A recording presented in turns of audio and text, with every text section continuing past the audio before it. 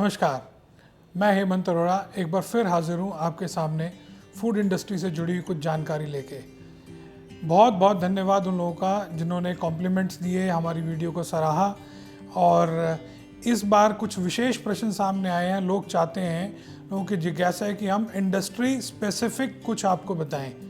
तो आज हम शुरुआत करते हैं कि आपको यदि रस्क की फैक्ट्री लगानी है जिसके अंदर आप मिसलेनियस बेकरी प्रोडक्ट्स बना सकते हैं, तो उसके बारे में आज हम आपको बताएंगे। कितनी लैंड चाहिए, कैसे बिल्डिंग होनी चाहिए, क्या प्लांट एंड मशीनरी हैं, कौन सप्लायर हैं, उसकी कॉस्टिंग्स कैसे निकालते हैं, ओवरऑल प्रोजेक्ट के बारे में आज हम डिस्कस करेंगे। और इस बीच आपसे ये अनुरोध है कि वीडियो आपको पसंद आए तो ज़रूर इसे लाइक कीजिए, शेयर कीजिए और चैनल को भी सब्सक्राइब कीजिए। चलिए शुरू करते हैं कि रस्क फैक्ट्री कैसे लगाते हैं, या bakery products, miscellaneous assorted bakery items की एक यूनिट अगर लगानी हो तो उसको कैसे लगाया जाता है। किसी भी प्रोजेक्ट को लगाने के लिए 3-4 मुख्य चीज़ें हैं: land, building, plant and machinery, उसके डिफरेंट लाइसेंस एंड परमिशंस क्या क्या लगते हैं, प्रोडक्ट की कॉस्ट क्या बनेगी, मार्केटिंग डिस्ट्रीब्यूशन चैनल क्या है और किस तरीके से उसकी प्राइसिंग सेट होती है। तो आइए इन पे एक एक करके बात करते हैं। यदि आपको एक असॉर्टेड बेकरी प्रोडक्ट्स का लगाना है जिसमें आप रस्क, कुकीज़, आप पिज़्ज़ा बेस, मफ़िन्स इत्यादि आप बनाना चाहते हैं, जिसमें तकरीबन 8 टन माल रोज़ आपका बन जाए, इतनी बड़ी यूनिट के लिए कम से कम आपको आधा एकड़ जगह ज़रूर चाहिए एक अच्छे स्मूथ फैक्ट्री रनिंग के लिए। ज़्यादा होगी तो अच्छी बात है। लैंड, अगर आप नई लैंड लेना चाह रहे हैं तो अगर लैंड कभी भी फैक्ट्री लगाते समय थोड़ी ज़्यादा रखें, वो हमेशा ही फ़ायदा देती है। तो लैंड, आपकी लैंड होगी तकरीबन आधा एकड़। अब आती है कि इसमें बिल्डिंग कितनी बनेगी। तो इस बिल्डिंग का चुनाव करते समय काफ़ी सारी चीज़ें आपको ध्यान में रखनी चाहिए, और ये ध्यान रखना चाहिए कि जहाँ तक संभव हो सके आप इसको फूड सेफ्टी के नियमों के अनुसार अपनी बिल्डिंग को बनाएं। 15,000 फुट जगह इसके लिए आपको चाहिए, और मिनिमम 14 फुट क्लियर हाइट आपकी होनी चाहिए। विंडोज़ कहाँ लगेंगी, पानी का अरेंजमेंट कैसे होगा, प्रोडक्ट का रॉ मटेरियल कहाँ से आएगा, कहाँ प्रोसेसिंग होगी, कहाँ पे फ्लो होगा, ये सारी चीज़ों का आपको ध्यान रखते हुए बिल्डिंग का लेआउट डिज़ाइन करने से पहले आपको मशीनों का लेआउट फाइनल करके तब आपको बिल्डिंग का लेआउट फाइनल करना चाहिए। मैं यहाँ पे ज़रूर बता दूँ कि यदि आपकी फैक्ट्री का बिल्डिंग का लेआउट अच्छा है तो आप ये मानिए कि कम से कम आप 5 से 6% तक कॉस्टिंग में आप बचत कर सकते हैं। ये पर्सनल अनुभव के बेस पे है। इसके बाद आता है प्लांट एंड मशीनरी। इस प्रोजेक्ट के लिए जो प्लांट एंड मशीनरी आपको लगेगी, उसके अंदर आप ये देखिए, फ्लोर सिफ्टर आपको लगेगा, मैदा आपको छान के यूज़ करना है। उसके बाद आपका इसमें 2 तरीके के प्रोडक्ट बनने हैं। एक, इसको हम कहते हैं कि ईस्ट वाले प्रोडक्ट बनेंगे, एक बेकरी प्रोडक्ट्स बनेंगे। तो जो रस्क और मैदा के, जो ब्रेड और रस्क के प्रोडक्ट बनेंगे, उसके लिए आपको स्पाइरल मिक्सचर चाहिए। स्पाइरल मिक्सचर के बाद उसके बाद उसको आपको थोड़ा सा स्पेयर बाउल्स चाहिए। उसके बाद उसको आपको एक हॉइस्ट चाहिए।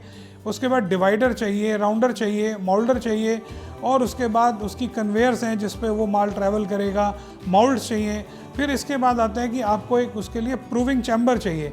प्रूविंग चैम्बर के अंदर जो खमीरा लगा हुआ प्रोडक्ट है वो उठेगा। प्रूविंग चैम्बर के बाद वो प्रोडक्ट आपका जाएगा ओवन के लिए, फर्स्ट बेकिंग के लिए। फर्स्ट बेकिंग के बाद वो प्रोडक्ट को कूल डाउन करना है, कूलिंग टनल बनेगी। ब्रेड के लिए कूलिंग टनल का सिस्टम अलग है, रस्क के लिए अलग है। कूलिंग टनल से जब वो प्रोडक्ट ठंडा होकर बाहर निकलेगा तब उसकी स्लाइसिंग होगी। स्लाइसिंग होने के बाद रस्क के लिए वो दोबारा रीबेकिंग के लिए ओवन में जाएगा। रीबेक होके जब वो प्रोडक्ट आपका तैयार हो गया, उसके बाद उसको फिर पैकिंग सेक्शन में भेजेंगे, जहाँ पे पैकिंग मशीनों से उसका पैक होके और वो फाइनल हो जाएगा। यहाँ पे मैं कुछ इंडिकेट करना चाहता हूँ। यहाँ पे 3-4 लोग सप्लायर हैं जो अच्छी मशीनें बनाते हैं। मैं अपनी तरफ से उनको रेकमेंड करता हूँ। उनके प्रोडक्ट हम लोग देख रहे हैं 20 सालों से। उनकी आफ्टर सेल सर्विस बहुत अच्छी है, मशीनें बहुत अच्छी हैं। जिसके अंदर से पहला नाम आता है CS एरोथर्म बेंगलोर का। इनके ओवंस अनडाउटेडली नंबर 1 ओवंस हैं। उसके बाद आता है आपका कुकीज़ ड्रॉपिंग मशीन के लिए आपके एम्पायर वाले हैं जो लुधियाना से हैं। एक रवि वर्मा हैं जो गुड लाइफ के नाम से हैं। और पैकिंग मशीन के लिए बिना किसी डाउट के जावला मशीन्स इस समय बहुत अच्छा कर रहे हैं। ये सारे लोग बहुत सपोर्टिव हैं, इक्विपमेंट्स बहुत शानदार हैं, और डेफिनेटली और भी लोग मार्केट में हैं, लेकिन अच्छे लोगों के साथ काम करने में ज़्यादा ठीक रहता है। प्लांट एंड मशीनरी के बाद बात आती है कि जो प्रोडक्ट इसमें हम बनाएंगे उसकी कॉस्टिंग कैसे निकालते हैं, कैसे पता चलेगा कि वो प्रोडक्ट हमें फैक्ट्री में क्या भाव पड़ेगा और क्या भाव बिकेगा और हमें क्या मार्जिन मिलेगा।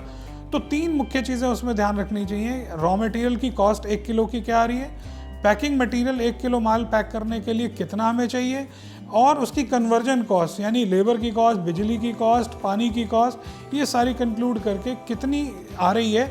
इससे हम ये अंदाज़ा लगाते हैं कि यदि हमें 1 किलो रस बनाना है तो उसके अंदर 1 किलो रस की कॉस्ट एट फैक्ट्री गेट ये आएगी हमारी। 2 तरीके हैं, एक हमारे को cost of product at our factory gate क्या आ रही है, दूसरी बाज़ार में हमें नेट रियलाइजेशन क्या होने की संभावना है। तभी हम इसका भाई हमारा 80 रुपये किलो घर पे पड़ा और 90 रुपये बिक गया, तो 10 रुपये जो बचे उसके अंदर से हमें अपनी मार्केटिंग की कॉस्ट निकालनी है। कि सपोज़ कीजिए 2 रुपये 3 रुपये किलो हमारी मार्केटिंग की कॉस्ट आई, बाकी हमारा मार्जिन आया। इस तरीके से हम इसको कैलकुलेट करते हैं। तो मैं इसको सम अप करते हुए आपको ये कहना चाह रहा हूँ कि यदि आपको 7 से 8 टन मिसलेनियस प्रोडक्ट्स बनाने हैं बेकरी के, तो तकरीबन 1.5 करोड़ से 2.25 करोड़ रुपए की मशीनें लगेंगी। तकरीबन 15,000 फुट जो बिल्डिंग बनेगी 1.5 करोड़ रुपए उसमें लगेगा। और इसके अंदर आपका वर्किंग कैपिटल मान लीजिए 50 से 75 लाख रुपए आप रखेंगे तो ये ठीक हो जाएगा।